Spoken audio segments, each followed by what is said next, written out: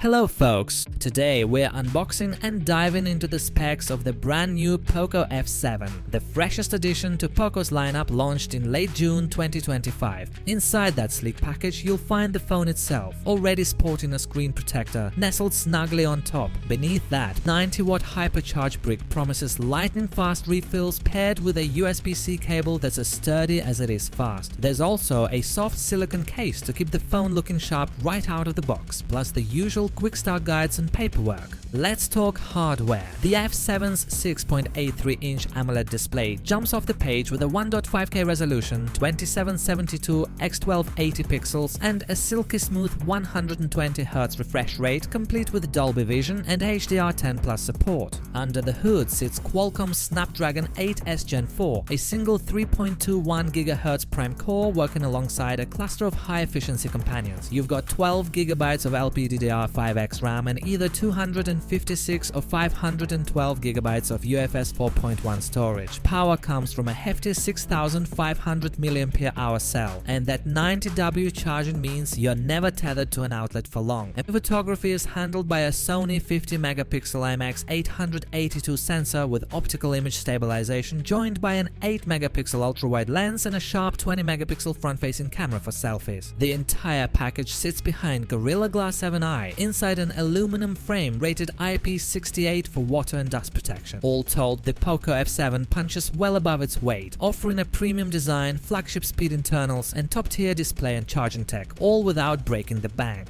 Up next, let's talk design, build quality, and handling. You immediately notice the symmetrical frames around the screen. The radius of the corners, as it seems to me, is even too rounded. The smartphone comes with Corning Gorilla Glass 7i on the front and back. At least in my black version, fingerprints are not very visible. In the hand, the phone feels, to be honest, quite weighty. In any case, there is no fear of taking it out of your pocket. It does not seem bulky. Poco's design language here is all about clean, flat edges with polished chamfers, a minimalist aesthetic that easily one-ups most mid-range peers. On the back, the camera module is subtly refined on the standard F7, a neat dual sensor array that's far less conspicuous than the Ultra's bold circular bump. Along the right edge, the power button and the volume rocker deliver crisp tactile feedback. Now let's see how the Poco F7 holds up where it really matters: its display, battery life, charging speed, and speakers. First up, that massive 6.83 AMOLED panel. In everyday use, it dazzles. You get a baseline brightness around 1700 nits, and when the sun hits just right, peak mode cranks it all the way to roughly 3200 nits. The fixed 120Hz refresh rate makes menus and web pages glide. Color accuracy is superb too. Movies and photos pop with Dolby Vision and HDR10+ fidelity, and a delta E of about 1.64 means what you see on screen stays true to life. Night owls will appreciate the high-frequency 3840Hz PWM dimming and DC dimming options that virtually eliminate flicker. Gamers take note: in-game turbo mode, touch sampling soars to 2560Hz. Next, power. A 6500 mAh cell sits under the hood, promising up to 2 days of moderate use. In my loop of video streaming and social browsing, I comfortably hit 1.5 days, though marathon gaming sessions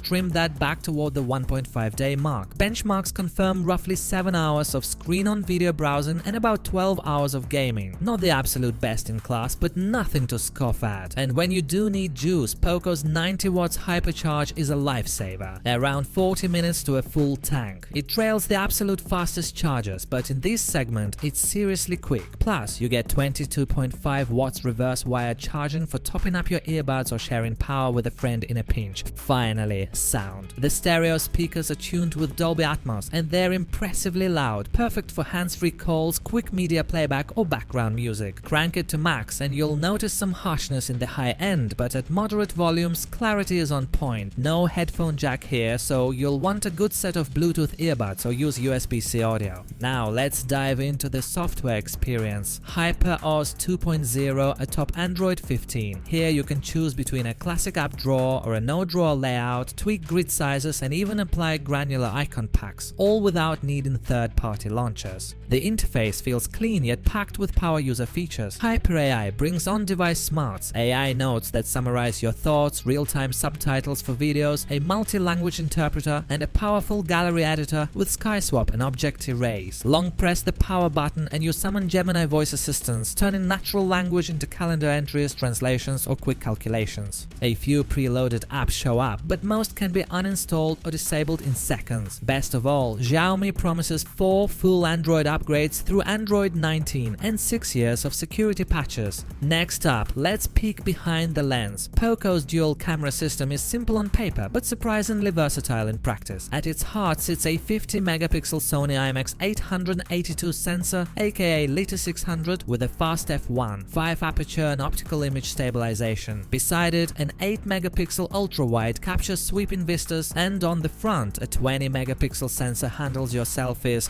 In broad daylight, the main sensor shines. Textures in flowers, brickwork on buildings, everything is tack sharp, colors pop naturally, and HDR keeps bright skies and shadowy corners in balance. Switch to the ultra-wide for that expansive skyline and you'll still get decent coverage. Just don't expect the same razor-sharp detail or perfect color match when the sun starts to dip. Point the main camera at a dimly lit street and OIS really earns its keep. Shots stay bright, noise stays low, and contrast stays pleasing. Flick on night mode for festive lights or cityscapes, and you'll retain clarity, though in the darkest corners fine detail softens and grain creeps in. The ultra-wide, without extra illumination, leans into softness here, but you can still capture an atmospheric frame. The 2x in sensor zoom crops without visibly sacrificing quality. Push beyond that into digital zoom territory, 4x and up, and you'll notice softness and artifacts. Portrait mode nails edge detection on people, producing creamy background blur. Stray hairs can trip it up, but most snaps look impressively natural. That 20-megapixel front shooter delivers crisp, well-exposed portraits in daylight with accurate skin tones and balanced backgrounds. Indoors or after sunset, you'll see a bit more softness and grain, but Hyper OS's AI tweaks still keep results social media worthy. Video-wise, the primary camera captures solid 4K at 30 FPS, OS tames handshake, and footage stays smooth. Want your ultra-wide in motion? You're capped at 1080p and stabilization is basic, but it's serviceable for quick pans. Bottom line, daylight photos look like they came from a pricier device. Low-light stills hold their own, and that modest zoom and portrait mode round out a well-balanced setup. Alright, time to wrap things up. Does the Poco F7 really deliver flagship firepower at a mid-range price? It comes astonishingly close. Powered by the Snapdragon 8S Gen 4 and cooled by Liquid Cool 4.0 with Ice Loop, the F7 tears through benchmarks. Geekbench, 3D Mark and real-world titles all show it outpacing rivals like the iQOO Neo and Nothing Phone 3a. Expect rock-solid 60 FPS